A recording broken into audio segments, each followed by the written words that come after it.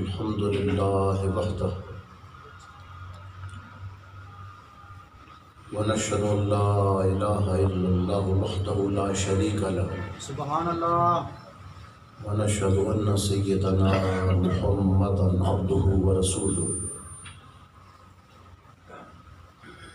سبحانه على حلمه بعد علمه وسبحانه على عفوه بعد قدرته والصلاة والسلام على سيدنا ومولانا وحبيبنا محمد وعلى آله وصحبه وعترته أما بعد فأعوذ بالله من الشيطان الرجيم بسم الله الرحمن الرحيم وذكرهم بأيام الله إن في ذلك لآيات لكل صبار شكور. سبحان اللہ. صدق الله مولانا العظيم وبلغنا رسوله النبي الكريم. اللهم صل على سيدنا محمد الفاتح لما أغلق والخاتم لما سبق ناصر الحق بالحق والهادي إلى صراطك المستقيم وعلى آله حق قدره ومقداره العظيم. رب اشرح لي صدري واحلل عقدة من لساني يفقهوا قولي. سبحان اللہ. رب اشرح لي صدري ويسر لي أمري واحلل عقدة من لساني يفقهوا قولي. رب اشرح لي صدري ويسر لي أمري واحلل عقدة من لساني يفقهوا قولي. سبحان اللہ. اللهم صل على سيدنا محمد النبي الأمي وعلى آله وسلم تسليما. اللهم صل على سيدنا محمد وعلى آل محمد في الأولين والآخرين وفي الملأ الأعلى إلى يوم الدين. انتہائی محترم محتشم علماء کرام، حاضرین محفل، خصوصاً میزبان محفل حضرت مولانا محمد علی قادری صاحب، محترم محتشم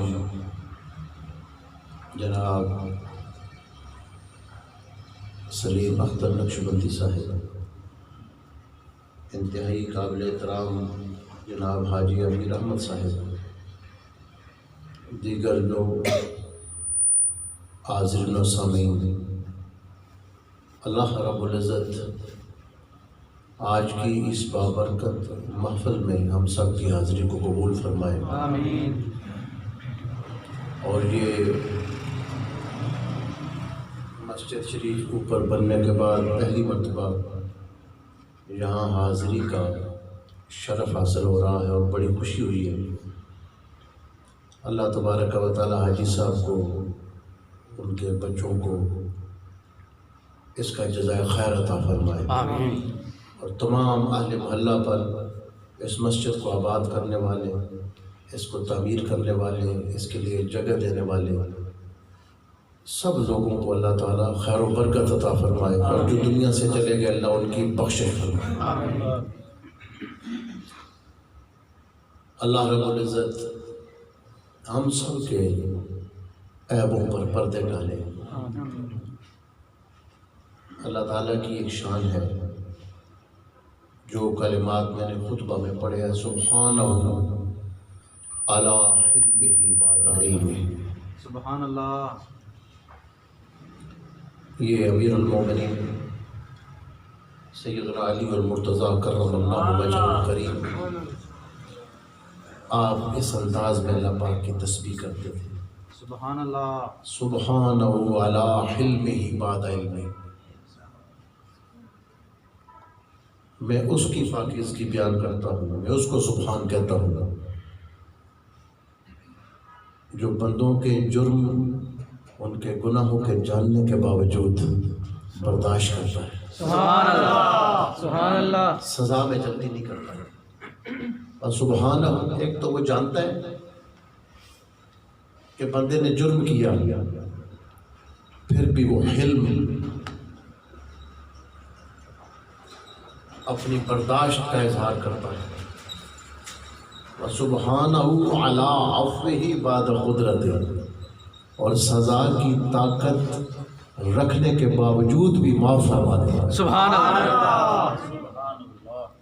حدیث شریف میں ایک دعا آتی ہے اور اس حوالے سے اس حدیث شریف کو میں نے یاد بھی کیا۔ اس وقت مجھے معلوم نہیں تھا کہ یہ حدیث شریف کی دعا ہے، لیکن ان الفاظ پر حضرت مجدد اسلام سیدنا پیر مہر علی شاہ صاحب رحمۃ اللہ علیہ نے خط کھینچا ہوا تھا۔ آپ کے مطالعہ میں جو فتوحات مکیہ تھی، حضرت شیخ محی الدین ابن عربی رحمۃ اللہ علیہ کی کتاب، تو آپ کے جو شروع میں نشانات لگے تھے ان میں ان الفاظ پر ایک خط کھینچا ہوا تھا، تو مجھے اس پر ایک عجیب سے ایک اثر محسوس ہوا۔ بعد میں وہ حدیث شریف کی کتابوں میں وہ دعا ملی، یا من اظہر الجمیل سبحان اللہ۔ وستر القبیح، یہ حضور صلی اللہ علیہ وسلم نے دعا بتائی، اے وہ ذات جو بندوں کی نیکیوں کو تو ظاہر کرتا ہے اور ان کی برائیوں پر پردے ڈال دیتا ہے۔ سبحان اللہ۔ یا من لا یؤاخذ بالجریرہ، جو جرم پر فوراً پکڑ نہیں کرتا، ولا یہتک الستر، اور لوگوں کو وہ ذلیل نہیں کرتا، رسوا نہیں کرتا، یہ اللہ کی بڑی شان ہے، اس شان کا وہ مالک ہے۔ اگر وہ لوگوں کے عیب اس طرح ظاہر کر دے تو ایک دوسرے کو لوگ سلام کرنے کے قابل نہ رہیں، تو اللہ سے یہ دعا کرنی چاہیے کہ اللہ ہم سب پر پردے ڈالے رکھے۔ معصوم انبیاء کی ذات ہے، فرشتے معصوم ہیں، فرشتے اور اولیاء اللہ، ان میں کچھ لوگ ایسے ہوتے ہیں جن کو اللہ تعالیٰ گناہوں سے بچا کے رکھتا ہے، ان کو محفوظ کہا جاتا ہے، ان کو برکت کے لیے، ایک احتیاط کے لیے ان کو معصوم نہیں کہتے، محفوظ کہہ دیتے۔ بعض بزرگوں نے ایسے الفاظ استعمال کیے ہیں۔ حضرت خواجہ عبد الرحمن شوروی رحمۃ اللہ تعالی علیہ ایک بزرگ گزرے علی پور ہزارہ میں، اور وہ درود شریف کے عاشق تھے۔ 30 پارے عربی زبان میں درود شریف لکھا، سبحان اللہ۔ 30 پارے خالص عربی زبان، اور اس میں انداز بیان اور تراکیب تو عربی ہیں لیکن عبرانی زبان کے الفاظ بھی، جو دنیا کے اندر بولیاں نہیں بولی جاتی ان کے الفاظ بھی، اور تھے آپ امی تھے، ظاہری علوم آپ کے پاس نہیں تھے، اور جو بندہ اس چیز کو تسلیم نہیں کرتا وہ آج بھی مارکیٹ سے ان کا وہ مجموعہ صلوات الرسول 30 پارے لے کر دیکھے کہ جب آپ لکھنے پہ آتے ہیں تو علوم کے سمندر بہاتے چلے جاتے ہیں۔ سبحان اللہ۔ عام ترجمہ بھی ملتا ہے، اگرچہ وہ مکمل ترجمہ ہر لفظ کا نہیں ہو سکا کیونکہ ایسے مشکل الفاظ، فرمایا کرتے تھے کبھی ان لفظوں سے بھی درود شریف پڑھ لیتا ہوں جن لفظوں سے جناب آدم علیہ السلام پڑھا کرتے تھے۔ سبحان اللہ۔ سبحان اللہ۔ یعنی یہ چیز چھپی ہوئی نہیں ہے، چھپی ہوئی ہے، مارکیٹ میں موجود ہے، اور یہ ہر دور میں رہے گا۔ ہر صدی کے بعد، 2 صدیوں کے بعد حضور پاک علیہ السلام کی امت میں کوئی نہ کوئی ایسا بندہ کسی نہ کسی علاقے میں پیدا ہوتا ہے جو ظاہری استادوں سے لکھنا پڑھنا نہیں سیکھتا، لیکن اللہ اس کے لیے علم کھول دیتا ہے۔ وہ ایک علامت ہوتی ہے قیامت تک کے لیے کہ جس نبی کی امت میں استادوں کے پڑھائے بغیر اتنے علم والے ہیں، اس نبی کو اللہ نے کتنا علم عطا فرمایا ہوگا۔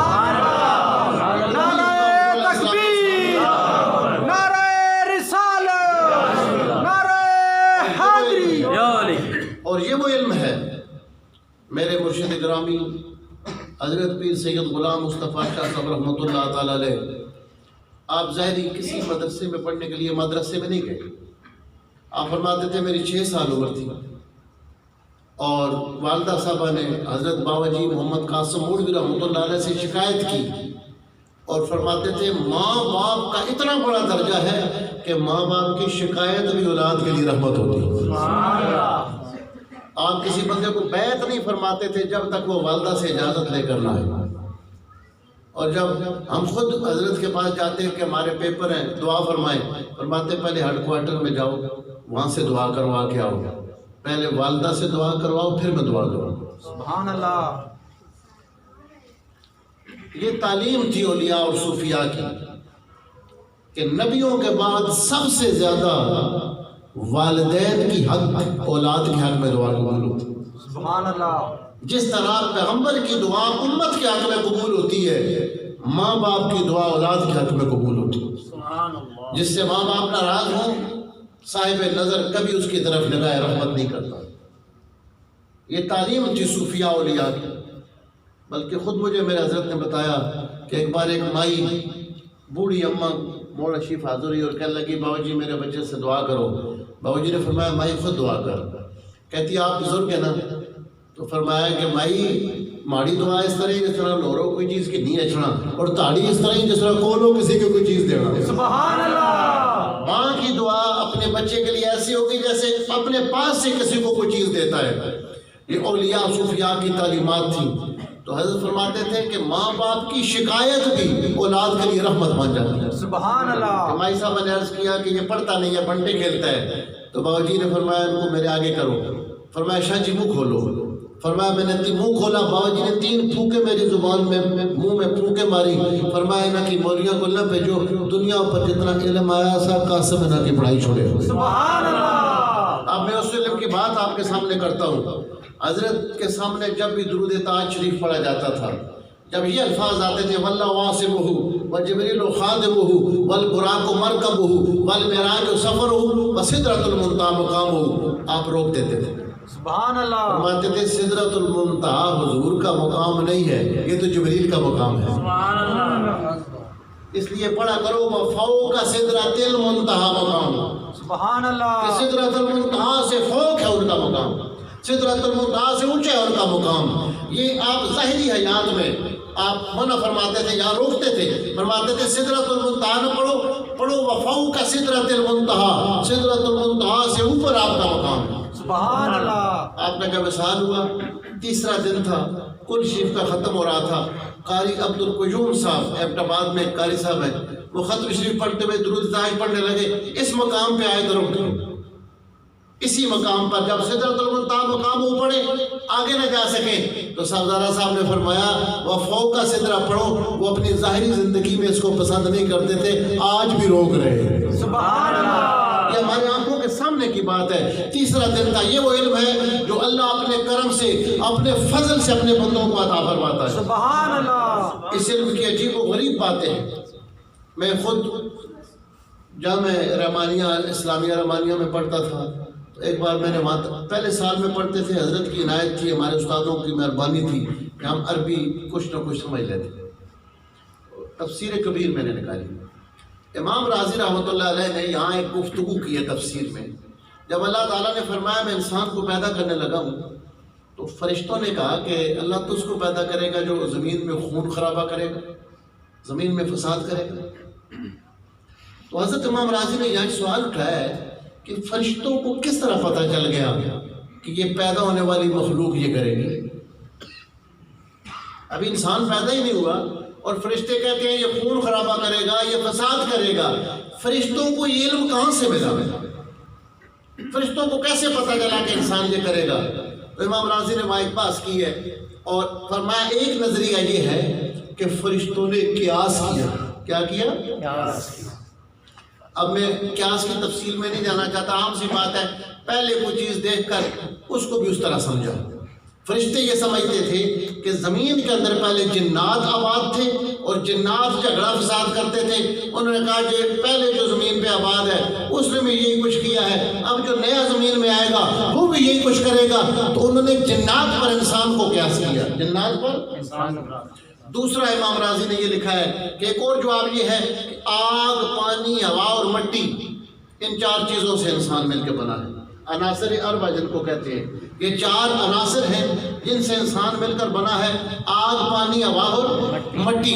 انسان کے اندر اسی سے بنی ہوئی چیزیں ہیں جو جسم کے اندر توڑ پھوڑ ہوتی ہے، اس سے بیماریاں پیدا ہوتی ہیں۔ آگ، پانی، ہوا اور مٹی سے انسان مل کر بنا ہے۔ اب آگ اور پانی کا آپس میں کوئی جوڑ نہیں ہے۔ آگ اور پانی ایک دوسرے کے مخالف ہیں، تو جو ان چیزوں سے مل کر بنے گا اس کی طبیعت میں بھی تو ایک دوسرے سے جھگڑا ہوگا۔ جن چیزوں سے مل کر بنا ہے وہ چیزوں کا آپس میں مزاج نہیں ملتا، جو بنا ہے اس کا مزاج بھی نہیں ملے گا، اس لیے انسان دنیا میں جھگڑے کریں گے۔ یہ دوسرا جواب ہے۔ اور بھی انہوں نے جواب لکھے تو میں نے سمجھا کہ بڑی علم کی بات آ گئی ہے، تو میں اپنے پیر صاحب کے پاس گیا، میں نے کہا حضرت یہ میں نے تفسیر کبیر میں پڑھا ہے، فرمایا یہ سارے اٹکل بچوں ہیں، اس سے تو پتہ چل گیا فرشتوں کا علم جو ہے تکے والا ہے، یہ تک تخمینے پہ ایسی بات نہیں ہے۔ فرمایا قرآن میں اسی آیت میں جو ہے فرشتے کہتے ہیں سبحانک لا علم لنا الا ما علمتنا، اللہ کریم ہمیں تو اتنا ہی علم ہے جتنا تو نے ہمیں عطا فرمایا ہے۔ اب فرشتوں کا علم تکے والا نہیں رہا بلکہ اللہ کا دیا ہوا علم ہے۔ فرشتوں نے خود کہا جو ہے سبحانک لا علم لنا الا ما علمتنا۔ ہم پوچھتے حضرت یہ علم کہاں سے آیا؟ فرماتے تھے اور کچھ بھی نہیں، شہنشاہ بغداد کا کرم ہے اور میرے مرشد بابا محمد قاسم مولوی کی نظر ہے۔ سبحان اللہ۔ یہ علم جب اللہ تعالیٰ اپنے بندوں کو عطا فرماتا ہے بڑا علم ہے۔ یہاں آگ اور پانی پہ حضرت مجھے ایک بات یاد آ گئی۔ اللہ تعالیٰ جب بندوں کو سمجھ دیتا ہے، ہمارا ایک بار ایک علاقے میں گیا، اپنے علاقے میں، وہاں ایک شادی تھی، تو رات کو 1 بجے کے قریب میری والدہ صاحبہ مجھے فرمانے لگیں کہ پتر کو ہلا کر، یہ شادی ایسی ہے کہ لوگ یہ کہتے ہیں کہ ممکن ہے کہ نکاح کے وقت ہی یہ شادی کا سلسلہ ختم ہو جائے۔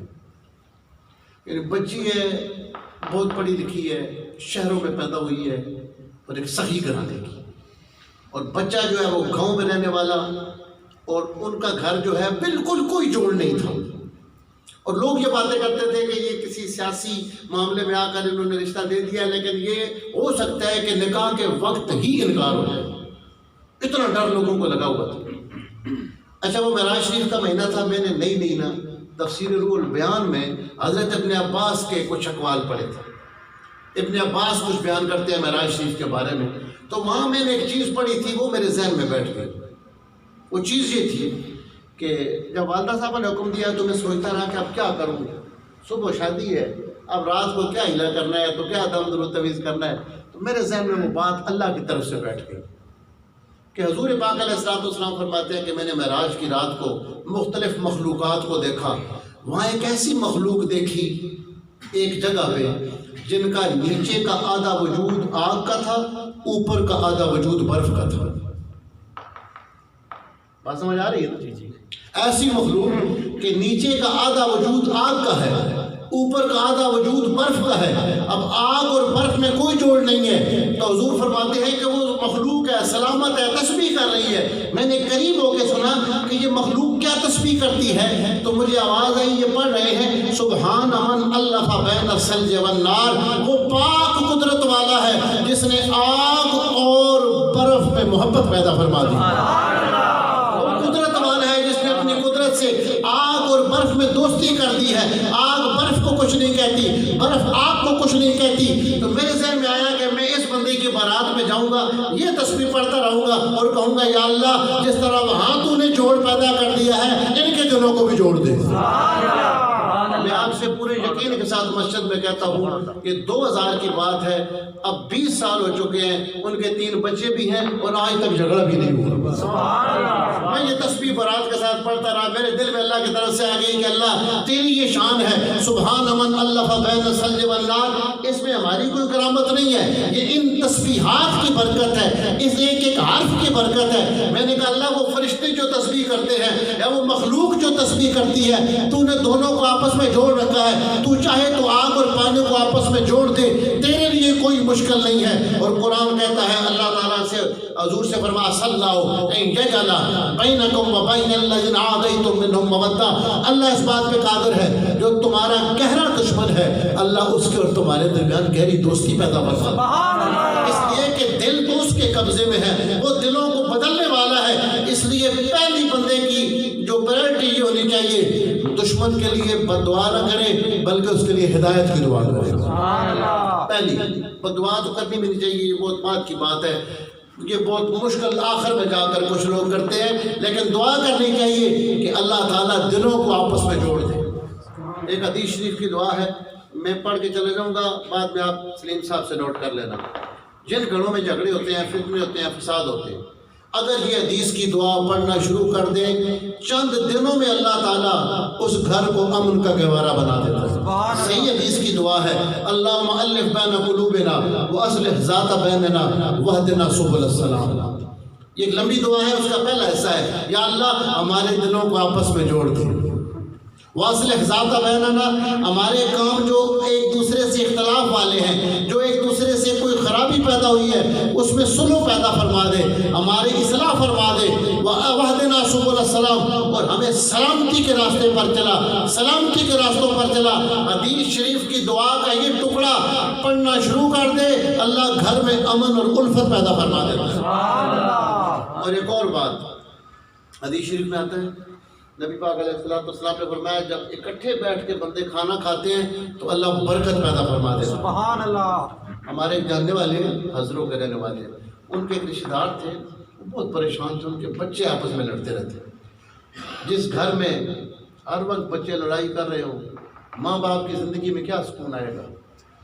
اس سے یہ بھی تو اندازہ کرنا چاہیے یہ امت بھی رسول اللہ کی اولاد کی جگہ ہے. جو امت میں ہر وقت لڑائی پھیلاتے رہتے ہیں، حضور کے دل کو کتنی تکلیف دیتے ہیں. ہر وقت لڑائی جھگڑے، یہ کافر وہ کافر، جہاں بندہ تقریر کر کے چلا جائے پیچھے بعد میں ڈنڈے چلے، لوگ ایک دوسرے کی شادیوں میں نہ بیٹھے. اللہ تعالیٰ ہمارے مسلمانوں کو سمجھ عطا فرمائے، اس امت کو اللہ جوڑ دے. اب وہ بندہ پریشان تھا، مدینہ شریف ہو گیا، تو اس نے وہاں بہت دعائیں کی مسجد نبوی میں. وہ کہتا ہے رات کے وقت مجھے کسی ہستی کی زیارت ہوئی لیکن مجھے چہرہ مبارک نظر نہیں آیا، اور وہ مجھے کہتے ہیں کہ تمہارے گھر میں ایک سنت چھوٹی ہوئی ہے جس کی وجہ سے تمہارے گھر میں اتفاق نہیں. اور وہ سنت یہ ہے کہ اکٹھے بیٹھ کر دسترخوان پہ کھانا کھاؤ.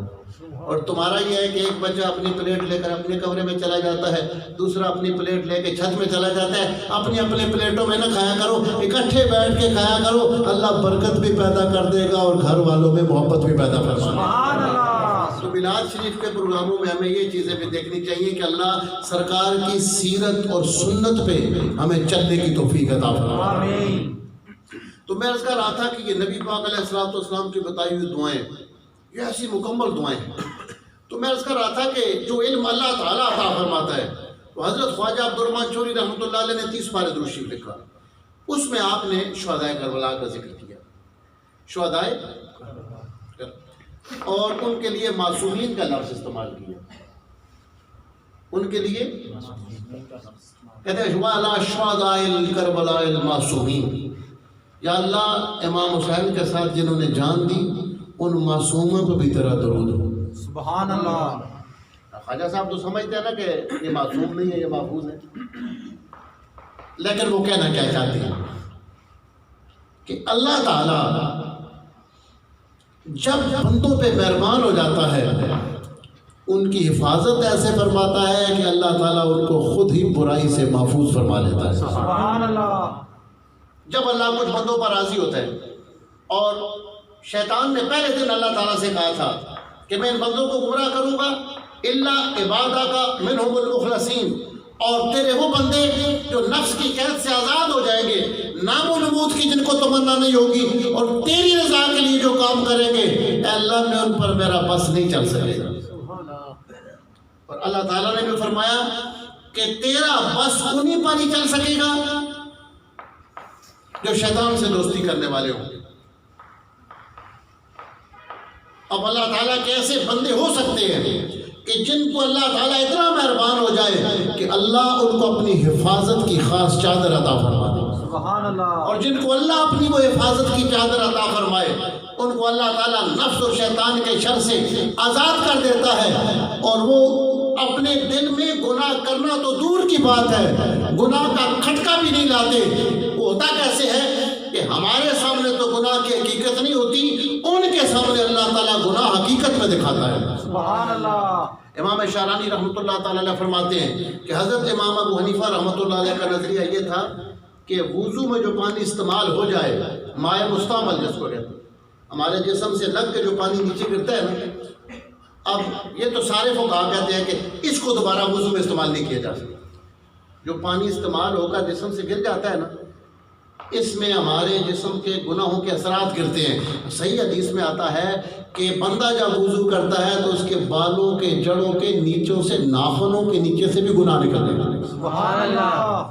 ابھی عام بندے کو وہ نظر نہیں آتا، اس کے سامنے پانی ہوتا ہے، لیکن وہ جو پانی ہوتا ہے اس کے اندر گناہ کے اثرات ہوتے ہیں۔ گناہ کے اثرات ایسے ہوتے ہیں، امام شعرانی فرماتے ہیں اللہ تعالیٰ جن بندوں کو وہ اندر کی آنکھ اور اندر کے حواس روشن فرما دیتا ہے، اولیاء اللہ کو اس پانی سے ایسے بدبو آتی ہے جیسے عام بندے کو کسی مردار سے بدبو آتی ہے۔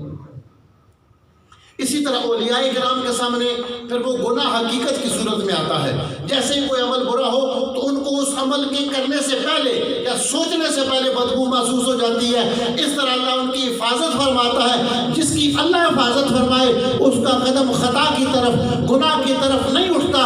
اگر عام لوگوں کے اللہ اتنی حفاظت فرماتا ہے تو جن کی پاکیزگی کی سند خدا نے دی ہے، آل بیت اطہار کی کتنی حفاظت فرماتا ہوگا۔ سبحان اللہ۔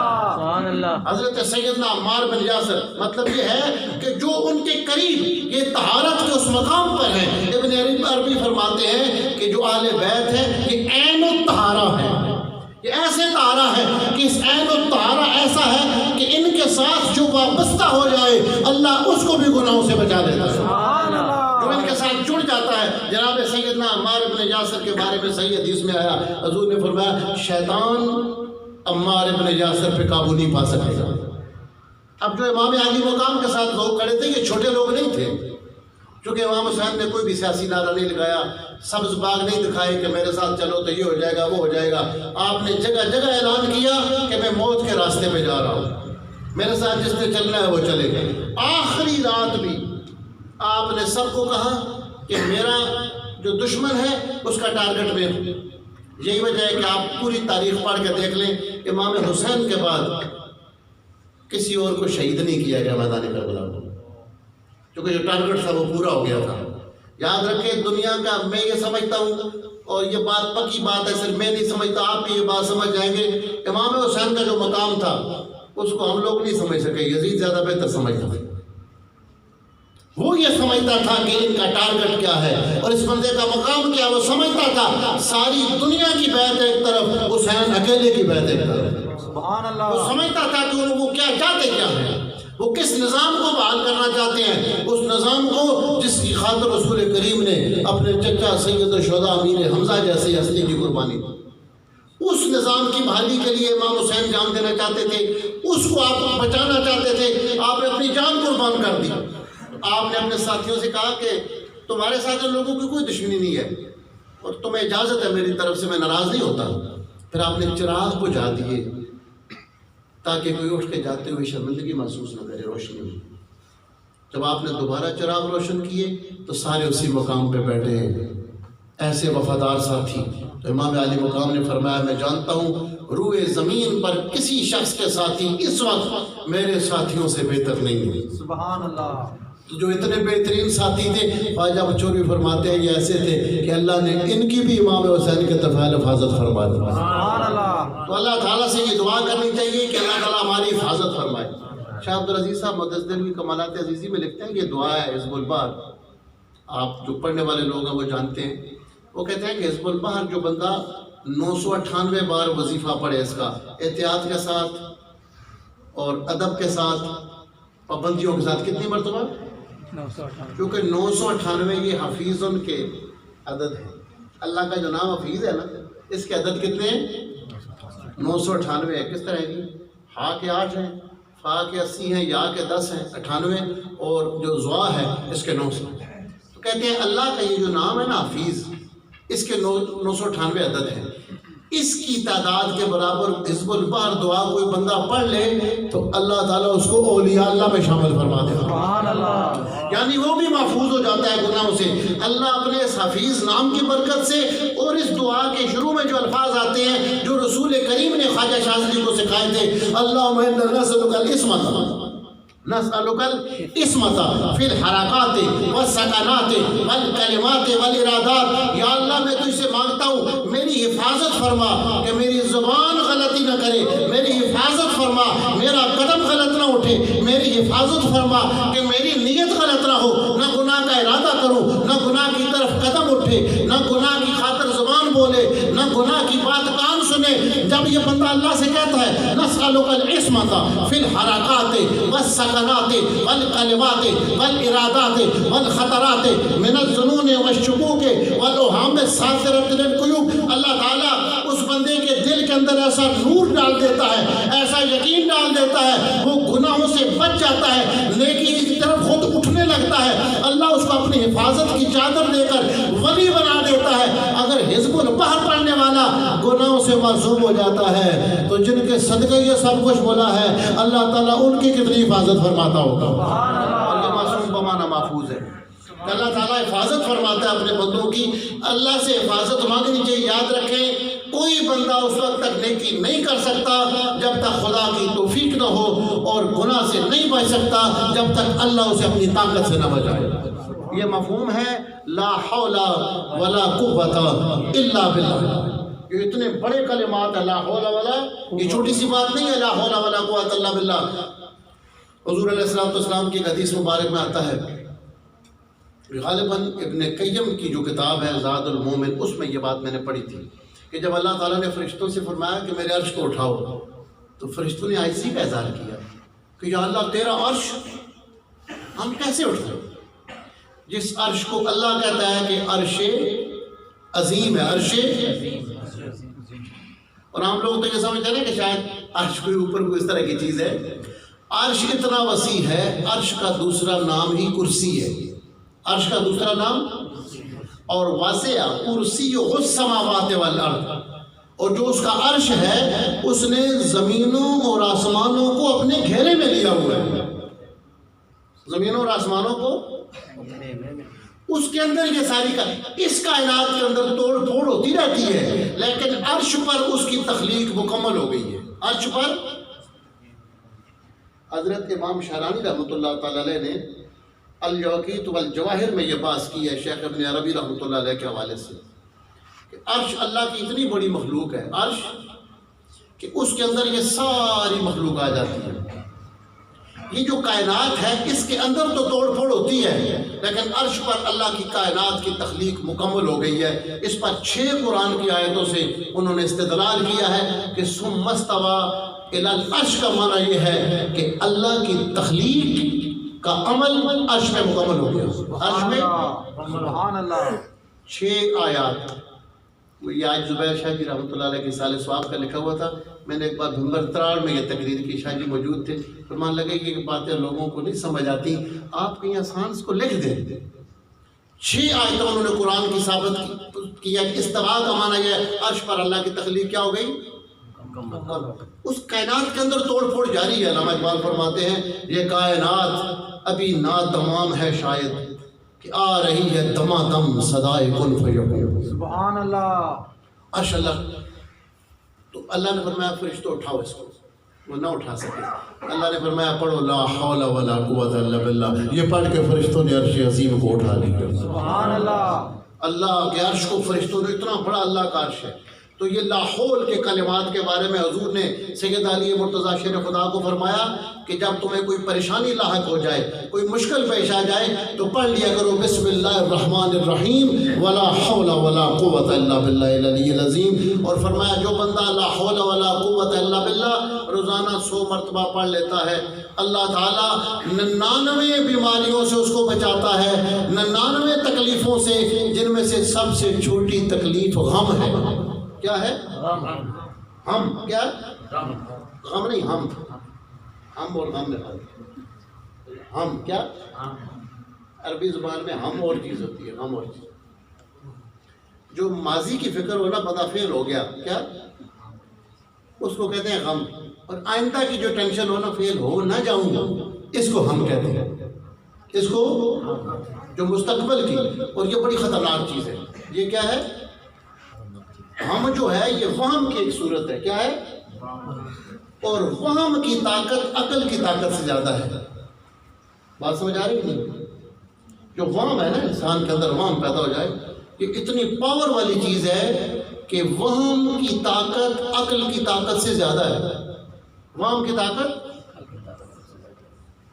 ہمارے جب منطق پڑھاتے ہیں استاد فرماتے ہیں کہ عقل پر وہم غالب آ جاتا ہے، عقل پر۔ اب یہ آپ لوگوں کو آسان سے بات کر کے سمجھا، ہم لوگوں کو علماء سمجھنا۔ ایک بندہ کسی جنازے کے پاس رات کے وقت بیٹھا ہے، اس کے گھر میں کوئی فوتگی ہو گئی، اکیلا جنازے کے پاس بیٹھا ہے، وہ خود ہاسپٹل گیا تھا، ڈیتھ سرٹیفکیٹ لے کے آیا، اس کے سامنے بندے کی روح نکلی، اسے پتہ ہے بندہ مرا ہوا ہے، عقل کہتی ہے مرا ہوا ہے، لیکن بیٹھے بیٹھے اس کو ایک وہم پیدا ہو گیا کہ یہ اٹھ کے مجھے پکڑ لے گا۔ عقل کہتی بھی ہے کہ مرا ہوا ہے نہیں پکڑ سکتا، لیکن غالب آئے گا وہم، اور بندہ اٹھ کر وہاں سے جانے کی کوشش کرے گا یا بے ہوش ہو جائے گا۔ اب وہم غالب آ گیا یا نہیں آ گیا؟ یعنی یہ جو وہم ہے یہ، اور ابن عربی فرماتے ہیں کہ مرشد کامل جب اللہ کا ذکر دیتا ہے تو اس وہم کو اس یقین اور عشق میں بدل دیتا ہے کہ بندے کو ولایت کا سفر آسان ہو جاتا ہے۔ سبحان اللہ۔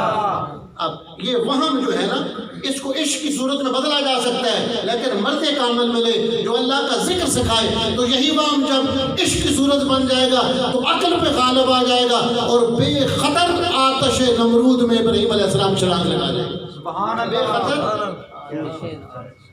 بے خطر کود پڑا آتش نمرود میں عشق۔ یہاں مجھے ایک بندے کا لطیفہ یاد آ گیا، کہتا ہے یہ شعر تو لاجیکلی غلط ہے۔ یہ شعر کیا ہے کہ انہوں نے خود تو چھلانگ نہیں لگائی تھی، کیا بے خطر کود پڑا آتش نمرود میں عشق، کیا کیونکہ ان کو تو پھینکا گیا تھا نا، تو یہ کہنا تو ٹھیک نہیں ہے کہ وہ کود پڑے، ان کو تو ڈالا گیا تھا۔ میں نے کہا لاجیکلی تو یہ بھی کہنا ٹھیک نہیں ہے فلاں بندہ مر گیا ہے، وہ تو نہیں مرا ہے، اس کو تو مارا گیا ہے۔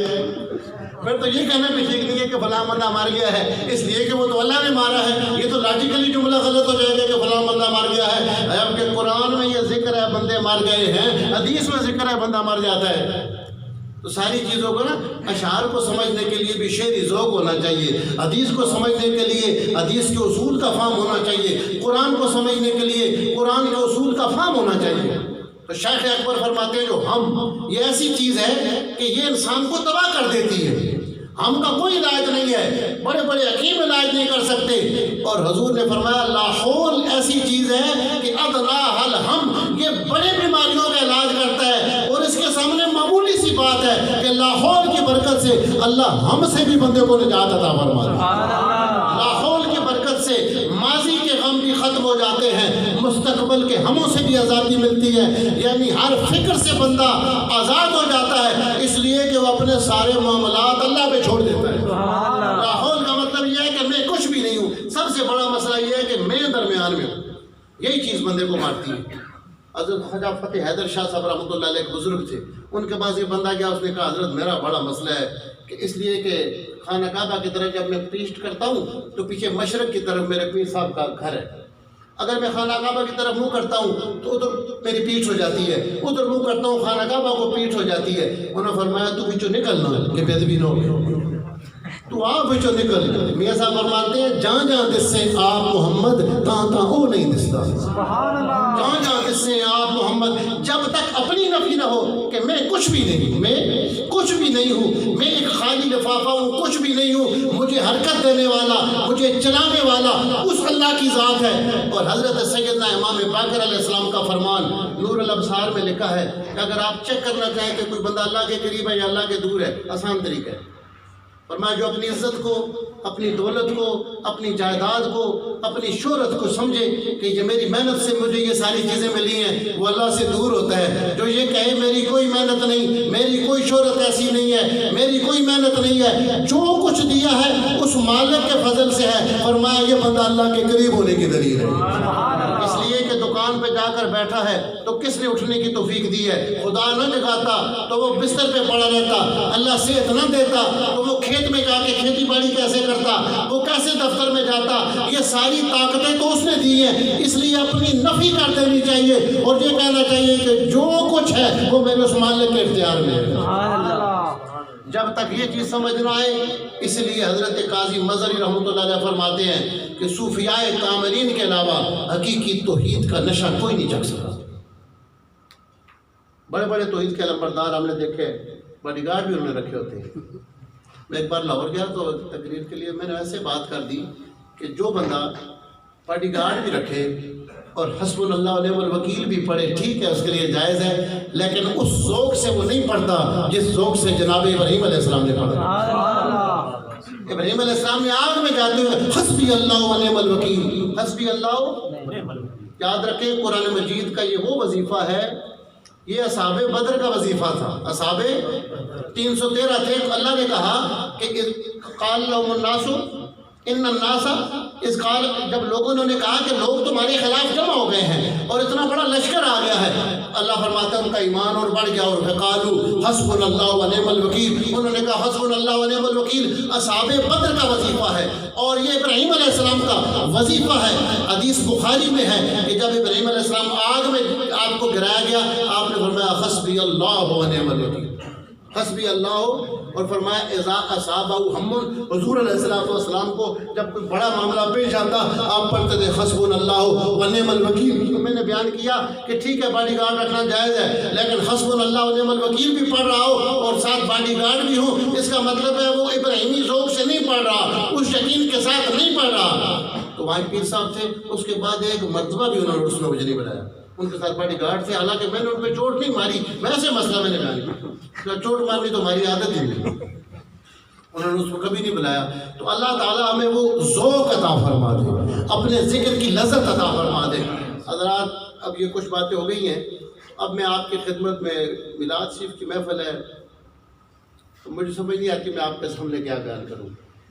فذکرہم وذکرہم بایام اللہ، اللہ تعالیٰ نے جناب سیدنا موسیٰ علیہ السلام سے فرمایا کہ اپنی قوم سے کہو کہ اللہ کے دنوں کو یاد رکھو، اللہ کے دنوں کو یاد رکھو۔ سوال یہ پیدا ہوتا ہے دن تو سارے اللہ نے، زمانے سارے اللہ دے، زمانے سارے اللہ، یہ کون سے دن ہیں؟ اب جو تفسیر آتی ہے اس میں یہ ہے کہ جس دن اللہ کا کوئی خاص انعام نازل ہوا وہ اللہ کا خاص دن ہو گیا۔ سبحان اللہ۔ علماء اس کو کہتے ہیں اضافت تشریفی، اضافت، جس طرح خانہ کعبہ کو کیا کہتے ہیں؟ بیت اللہ، کیا؟ اللہ کا گھر۔ تو یہ جو مسجد ہے یہ کس کا گھر ہے؟ یہ آگے جو بھنڈر مسجد ہے وہ کس کا گھر ہے؟ تو پھر یہ بیت اللہ، اللہ خانہ کعبہ جو کو کہتے ہیں، اس لیے کہتے ہیں کہ اس کو ایک خاص شرف حاصل ہے کہ دنیا کے بت قدے میں پہلا وہ گھر خدا کا، کیونکہ وہ سب سے پہلا ہے، سب سے زیادہ اس کو رتبہ مل گیا ہے، اس لیے اس کو کہتے ہیں اضافت تشریفیہ، ایک شرف بیان کرنے کے لیے، ہیں تو ساری اللہ کی ہے لیکن ایک خاص شرف بیان کرنے کے لیے، اس کی فضیلت بیان کرنے کے لیے اس کی نسبت اللہ سے کر دی۔ جیسا کہ سارے جانور اللہ نے پیدا کیے لیکن صالح علیہ السلام کے اونٹنی معجزہ تھی تو اس کو کہا ناقۃ اللہ، ناقہ قرآن ہے، سورہ والشمس والضحیٰ ہے، ناقۃ اللہ، اللہ کی اونٹنی کا دھیان رکھنا۔ اللہ کی، کوئی شاعر کہ یا اللہ یہ تیری اونٹنی تو باقی کس دھیان؟ اللہ فرماتے ہیں ساری میری ہیں لیکن یہ خاص ہے، اس لیے کہ اس کو عام اونٹنی نہ سمجھنا، یہ صالح علیہ السلام کی نبوت کی نشانی ہے۔ صالح علیہ السلام کی قوم نے کہا کہ سامنے پتھر ہے، اس پتھر کو آپ اشارہ کریں، اس سے اونٹنی نکلے اور اس کے پیٹ میں بچہ ہو، اسی وقت پیدا ہو جائے تو ہم آپ کو مان جائیں گے۔ اللہ نے فرمایا کرو اشارہ، ایک چٹان سے اونٹنی نکلی، ساتھ اس کا بچہ بھی تھا۔ صالح علیہ السلام فرمایا آپ اس اونٹنی کا خیال رکھنا، آپ اس اونٹنی کا، یہ بڑی خاص بات ہے۔ بزرگ فرماتے ہیں صوفیاء اولیاء، جو نعمت اللہ سے مانگ کے لی ہو نا اس کی اتنی قدر کرنی چاہیے جتنی نعمت دینے والے کو، سبحان اللہ، ورنہ وہ نعمت جلدی فارغ ہو جاتی ہے۔ کوئی چیز اللہ سے جو مانگ کے لی ہے اس کا بہت دھیان رکھنا چاہیے، وہ جلدی فارغ ہو جاتا ہے بندہ۔ اللہ نے کہا اس کا خیال رکھنا، تم نے تقاضا کیا تھا، اب اس اونٹنی کا خیال رکھنا ہے، یہ پانی پینے کے لیے آئے، راستہ چھوڑ دو. یہ کسی کی فصل میں آ جائے اس کو روک ٹوک نہیں کر سکتا. ایک بندے نے اس اونٹنی کی ٹانگیں کاٹ ڈالی اور پھر کیا ہوا کہ قوم صالح علیہ السلام کی قوم پر عذاب آ گیا. صحیح حدیث میں آتا ہے اس مقام پر مسند احمد کی صحیح حدیث لا کر شاہ عبدالعزیز محدث دہلوی رحمۃ اللہ علیہ نے اس آیت کے تفسیر میں یہ لکھا ہے کہ عجیب بات ہے کہ صحیح حدیث میں آتا ہے ایک دن حضور صلی اللہ علیہ وسلم نے فرمایا ہے علی پہلی امتوں میں سب سے زیادہ بدبخت وہ تھا جس نے صالح علیہ السلام کی اونٹنی کی کونچیں کاٹی تھی اس کو قتل کیا تھا, اور اس آخری امت میں سب سے زیادہ بدبخت وہ ہوگا اے علی جو تیرا قاتل ہوگا. شاہ عبدالعزیز صاحب فرماتے ہیں عجیب سی بات ہے, کہاں اونٹنی کو مارنے والا اور کہاں علی کو مارنے والا, اس میں کیا جوڑ ہے آپس میں کہ اونٹنی کا مارنے والا پہلی امتوں میں سب سے بدبخت. شاہ عبدالعزیز صاحب فرماتے ہیں بات یہ تھی کہ وہ جو اونٹنی تھی وہ تو عام اونٹنی نہیں تھی, اس کو دیکھ کر لوگ صالح علیہ السلام کی نبوت پہ یقین کرتے تھے اور علی کو دیکھ کر لوگ محمد مصطفیٰ کے معجزوں پہ یقین کرتے تھے, حضور کی نبوت پہ یقین کرتے تھے. پھر آپ نے ایک سوال اٹھایا کہ عجیب بات ہے وہ اونٹنی جب مر گئی تو قوم پہ عذاب آ گیا, یہ علی کو قتل کر کے شہید کر کے اس امت پہ عذاب تو نہیں ہے. فرمایا جب وہ اونٹنی مر گئی نا اس کا جو بچہ تھا ساتھ اسی پہاڑ کے اندر چلا گیا اور وہ بھی گئی, اس کی اولاد بھی گئی, برکت ساری ختم ہو گئی, لیکن علی تو شہید ہو گئے, قیامت تک ان کی اولاد رہ گئی تو اللہ نے امت کو عذاب سے بچا دیا. یہ شاہ عبدالعزیز صاحب نے تفسیر عزیزی میں اسی آیت کے تحت یہ بات لکھی ہے. تو میں عرض کر رہا تھا کہ اللہ تعالیٰ نے حضور علیہ السلام کو نبیوں سے کہتا ہے جو اللہ کے خاص دن ہے, اللہ کے خاص ایام اللہ میں اضافت تشریفیہ کا ترجمہ ہوگا, خاص دنوں کو یاد رکھو. کیا کرو؟ جس دن ابراہیم علیہ السلام آگ میں ڈالے گئے اور اللہ تعالیٰ نے ابراہیم علیہ السلام کو بچا لیا وہ خاص دن ہے. جس دن موسیٰ علیہ السلام پر اللہ نے مہربانی کی وہ خاص دن ہے. جس دن تورات اتری وہ خاص دن ہے. جس دن کسی نبی پہ وحی آئی وہ خاص دن ہے. جس دن قرآن اترا وہ خاص دن ہے. جس رات کو قرآن اترا وہ خاص رات ہے. ایسی رات کہ اس رات اترا تھا لیکن سال کے بعد جب بھی آئے گی وہ کئی ہزار مہینوں سے بہتر ہو. سبحان اللہ. سوال تو یہ پیدا ہوتا ہے نا کہ جس رات اترا تھا وہ تو ہزار مہینوں سے بہتر ہے. یہ ہر سال کیوں؟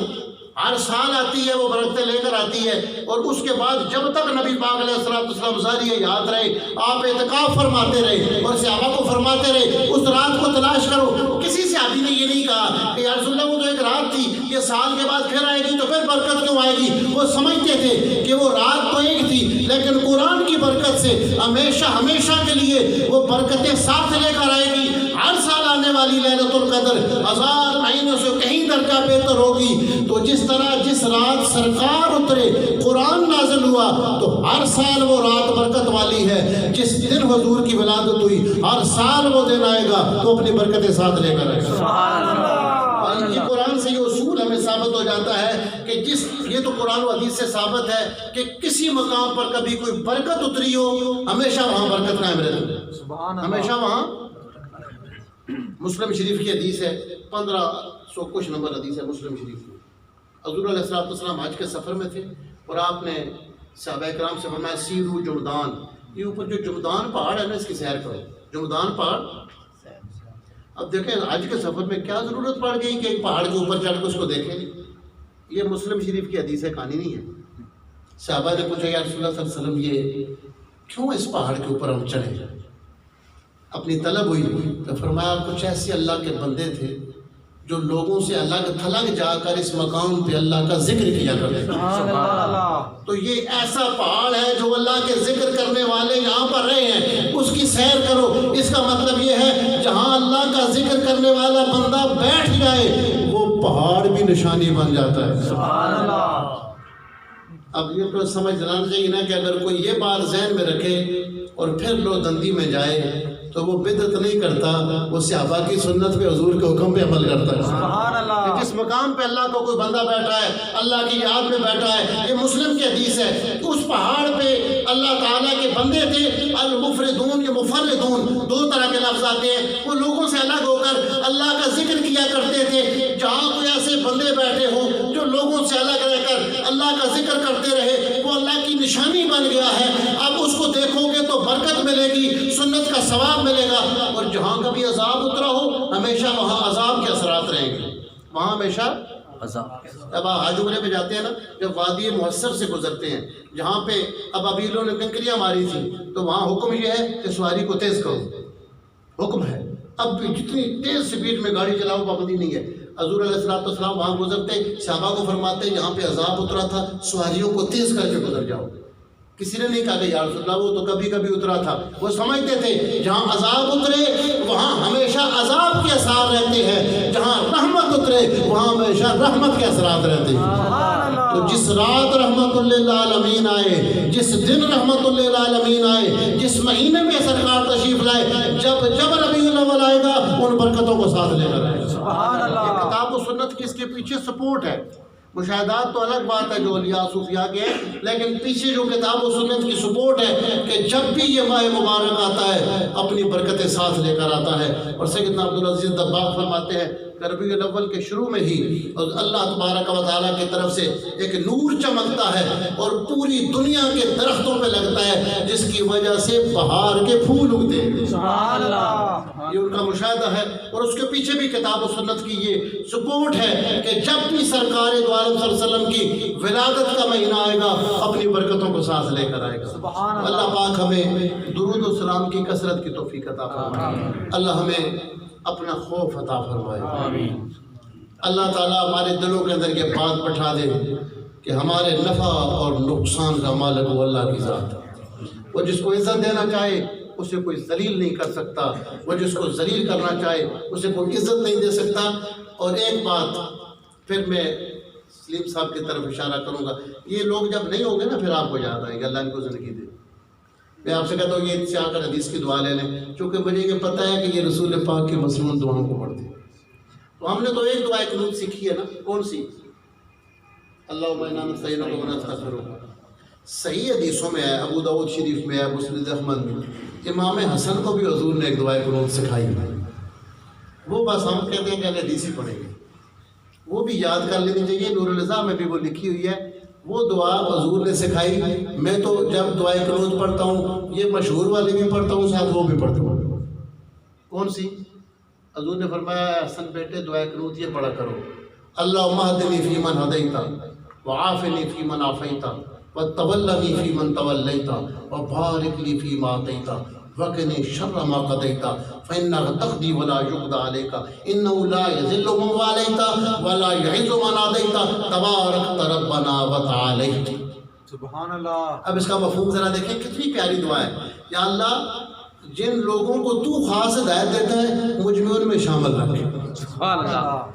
جن کو تو عافیت دیتا ہے بچا کے رکھتا ہے آزمائشوں امتحانوں سے مجھے ان میں شامل رکھ۔ سبحان اللہ۔ یا اللہ جن لوگوں کا تو نگران بن جاتا ہے، جن کا تو خود خیال رکھتا ہے مجھے ان میں شامل کر دے۔ سبحان اللہ۔ یا اللہ وبارک لی فیما اعطیت، جو تو نے مجھے دیا ہے اسی میں مجھے برکت دے دے، سبحان اللہ۔ جو مجھے دیا ہے اس میں مجھے برکت دے دے۔ وقنی شر ما قضیت، اور جو فیصلہ میرے خلاف کوئی ہو گیا ہے اس فیصلے سے مجھے بچا لے، تو ہی بچا سکتا ہے۔ فإنہ لا تقضی ولا یقضی علیک، فیصلے اللہ تو کرتا ہے، تیرے خلاف مخلوق فیصلہ نہیں کر سکتی، فیصلے تیرے چلتے ہیں۔ انہ لا یذل من والیت، اللہ جس سے تو دوستی کرے اسے کوئی ذلیل نہیں کر سکتا، اور جس کو تو دشمن ہو جائے اسے کوئی عزت نہیں دے سکتا۔ تو برکت والا ہے، تو بڑی اونچی ذات ہے، اللہ میں تو اسے معافی مانگتا ہوں۔ سبحان اللہ۔ اتنی بڑی پیاری خاص دعائے قنوت ہے، یہ دعا کریں، یہ یاد کریں۔ آپ فوٹو کاپی کروا لیں، اس نے اسکرین میں بھی لکھی ہوئی ہے، سلیم صاحب سے فوٹو کاپی کرائیں، اس کو یاد کریں، اور کبھی یہ بھی سوچ دیا کریں کہ یہ کتنی خاص دعا ہے جو رسول کریم نے جنت کے جوانوں کے سردار کو سکھائی۔ سبحان اللہ۔ لیکن ہماری نور الرضا میں بھی لکھی ہوئی ہے لیکن ہم لوگ نہیں پڑھتے۔ مدارس کے اندر ہمارے فقہ حنفی میں پڑھائی جاتی ہے یہ کہ یہ دعائے قنوت بھی ہے، یہ ابو داؤد شریف کے اندر ہے، صحیح حدیث کے اندر ہے۔ تو یہ دعائے قنوت آج کے اس محفل میں آنے کا یہ فائدہ مجھے یہ ہونا چاہیے کہ آپ میں سے کچھ لوگ اس دعا کو یاد کر لیں، علامہ صاحب سے حاصل کر لیں، سلیم صاحب سے حاصل کر لیں، محمد علی قادری صاحب سے حاصل کر لیں گے، سلیم صاحب کے صاحبزادے ہیں، یہ آپ کو فوٹو کاپی کرا دیں گے، اس کا اللہ ان کو اجر عطا فرمائے گا۔ تو آپ یہ جمعے جگہ پہ تقسیم کریں اور لوگوں سے کہیں کہ یہ دعا بھی مانگا کرو جو حضور نے امام حسن کو سکھائی تھی.